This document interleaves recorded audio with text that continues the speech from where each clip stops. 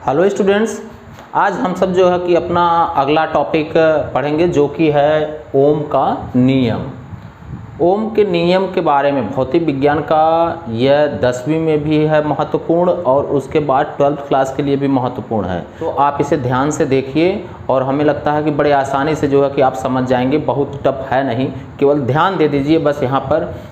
ओम का नियम, ये ओम का नियम क्या कह रहा है कि यदि किसी चालक तार की भौतिक अवस्था, ये कोई चालक तार की भौतिक अवस्था, चालक तार की भौतिक अवस्था, भौतिक अवस्था से तात्पर्य क्या है?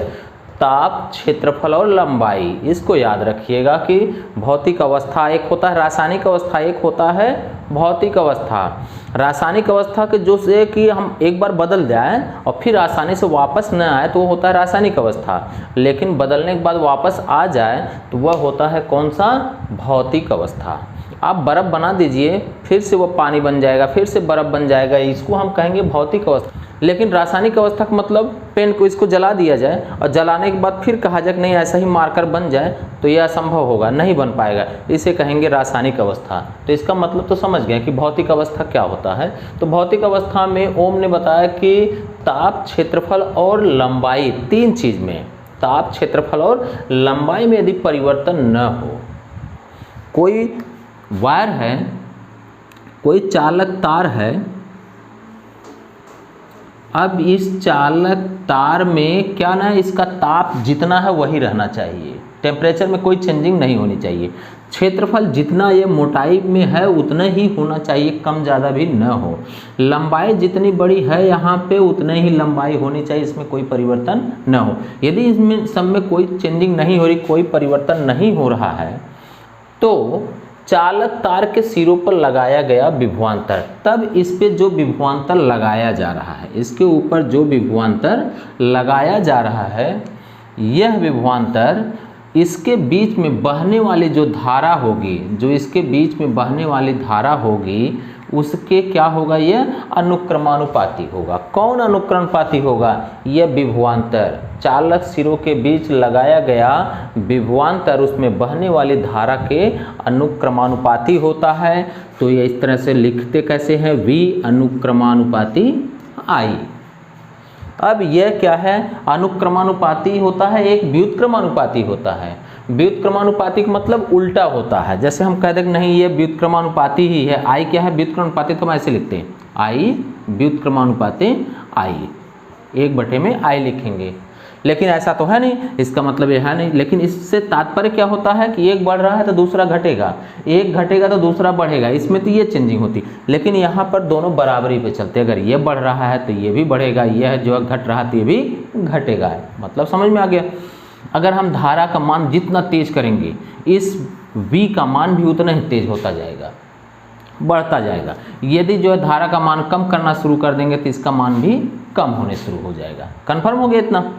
अब क्या करते हैं कि फिर से देख लीजिए अब इसी बेस पे, यदि किसी चालक तार की भौतिक अवस्थाओं में कोई परिवर्तन न हो तो उनके सिरों के बीच लगने वाला विभवांतर उसमें बहने वाली धारा के अनुक्रमानुपाती होता है। समझ गए होंगे इसमें? तो अब यहाँ पे क्या लगाना है? बराबर का निशान। जब बराबर का निशान लगाते हैं तो कोई ना कोई नियतांक लेते हैं, और भौतिक विज्ञान में एक कंडीशन यह है कि जो रूल बनाते हैं वो अपना एक नियतांक दे देते हैं। तो यहाँ पे क्या नियतांक दिया गया है? वो है R, और ये I तो रहेगा आपका।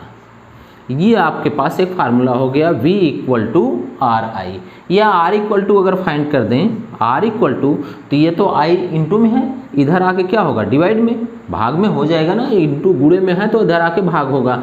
तो R यहीं रहने दीजिए, तो R = V/I, V/I, यह एक फार्मूला ये भी हो गया। तो दोनों मिला जुला के एक ही चीज़ है। अच्छा, ज़रूरी नहीं है कि ये दोनों जो है कि V अनुक्रमानुपाती I लिखें, अरे हम तो ऐसे भी लिख सकते हैं कि I अनुक्रमानुपाती V, क्योंकि यहाँ पे दोनों बराबरी पर है, कोई दिक्कत तो है नहीं। ठीक, इतना तो समझ में आ गया। अब इसका ज़रा सत्यापन करके देखा जाए, क्योंकि सत्यापन के लिए क्या है कि हमें पता है कि धारा का मान बढ़ाएंगे तो धारा का मान यदि बढ़ाएंगे तो वोल्ट का मान बढ़ेगा, विभवांतर बढ़ेगा। अगर विभवांतर जो है कि आधारक मान कम करेंगे तो विभवांतर कम होगा। ओम के नियम का सत्यापन अब देखा जाए यहाँ पे कि ओम का नियम का जो सत्यापन होता है, वेरिफिकेशन ऑफ ओम्स लॉ किस तरह से किया जाता है। तो इसके लिए एक सर्किट तैयार किया गया है। अब उस सर्किट में देखिए क्या क्या है कि सब कुछ सीरीज में जोड़ा गया है। सब कुछ क्या है, सीरीज में जोड़ा गया।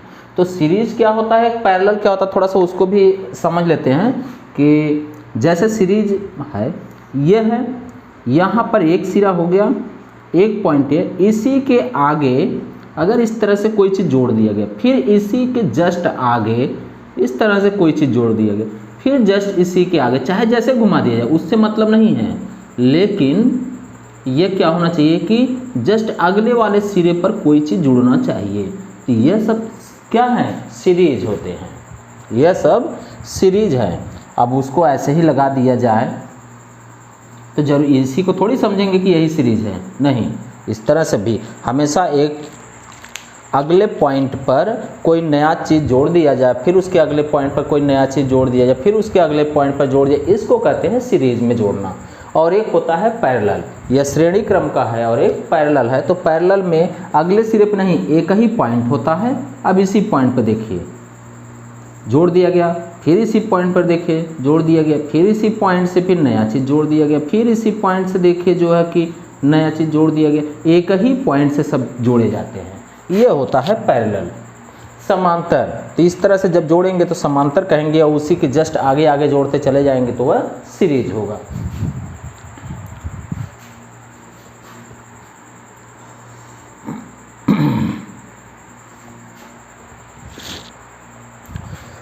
अब यहाँ पर यह देखिए कि सीरीज में क्या क्या जोड़ा गया है। सीरीज में एक बैटरी हो गई, बैटरी का साइन भी देख लीजिए कि जो बड़ा वाला हिस्सा होता है उधर प्लस होता है, जो छोटा वाला हिस्सा होता है उस तरफ माइनस होता है। अब एक बैटरी अगर जोड़ा गया है तो एक बैटरी के लिए तो ये हो गया, ये एक बैटरी का साइन हो गया। लेकिन अगर यहाँ पे एक बैटरी दो बैटरी है, दो हैं, तो यहाँ पर दो समूह में बैटरी हो गई, समूह में जोड़ा गया है, एक से ज़्यादा बैटरियाँ जोड़ी गई है। तो बड़े की तरफ हमेशा प्लस होता है और छोटे की तरफ माइनस होता है, और प्लस की तरफ से ही जो करंट का दिखाया जाता है, धारा प्रवाह को दिखाया जाता है, तो वो प्लस की तरफ से ही जाते हुए दिखाया जाता है। ठीक है इतना। अब देखिए बैटरी, फिर उसके आगे आ गए कुंजी, कुंजी को की या फिर इसको स्विच भी बोला जाता है, ये ऑन ऑफ करने के लिए। अगर ये नहीं है तो इसका मतलब अभी ये ऑफ है, और अगर इसको लगा दिया जाए तो इसका मतलब अब ये क्या है, ऑन हो चुका है। अब उसके बाद वाले में उसके आगे एक अमीटर जोड़ दिया गया। अमीटर क्या करता है, किसको रीड करता है, तो ये धारा कितनी जा रही है, कितने एम्पीयर की, उसको ये बताता है। फिर उसके आगे चलें तो यहाँ पर एक प्रतिरोध है, और प्रतिरोध के जस्ट दोनों सिरों पर एक वोल्ट मीटर लगा दिया गया है। यह वोल्ट मीटर क्या रीड करेगा कि इसके बीच में विभवांतर में कितना अंतर आ रहा है, विभवांतर में कितना अंतर आ रहा है वो इसका रीड करेगा। फिर उसके आगे यहाँ पर एक आग लगा दिया गया धारा नियंत्रक। धारा नियंत्रक क्या करता है कि जितनी करंट की हमें ज़रूरत होती है उतना ही हमें करंट चाहिए, उससे ज़्यादा अगर है या उससे कम है तो यह रोक दे उसको। यह हो गया आपका धारा नियंत्रक। तो इस तरह से लगा करके जब इसमें धारा प्रवाहित की जाती है बैटरी से जोड़ करके, जैसे ही ऑन किया जाता है ये एम्पीयर में रीड करने शुरू कर देता है, और यह वोल्ट मीटर में जैसे जैसे यहाँ से धारा बढ़ाया जाता है, जितना धारा यहाँ से बढ़ाया जाएगा उतना ज़्यादा ये रीड करेगा, उसको उतना दिखाएगा कि कितना एम्पीयर बढ़ रहा है।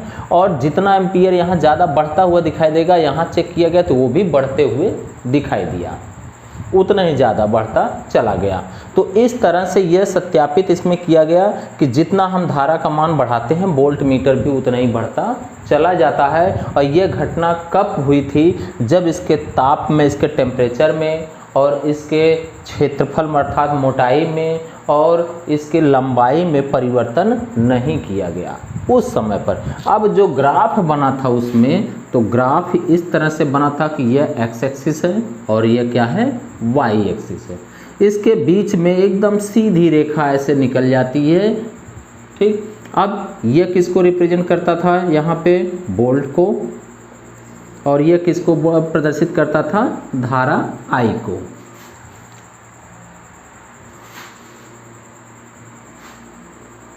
यह किसको प्रदर्शित करता था, धारा I को, और यह किसको, वोल्ट को, विभवांतर को। तो ये दोनों प्रदर्शित करते थे। और जब यहाँ पर देखा गया इसके रीड को कि जैसे जैसे धारा का मान बढ़ रहा था वैसे वैसे वोल्ट मीटर का मान भी बढ़ रहा था। जब यह घटने लगा तो ये भी घटने लगा, अर्थात दोनों को चेक किया गया तो एकदम स्ट्रेट लाइन, एक सीधी रेखा प्राप्त हो गई।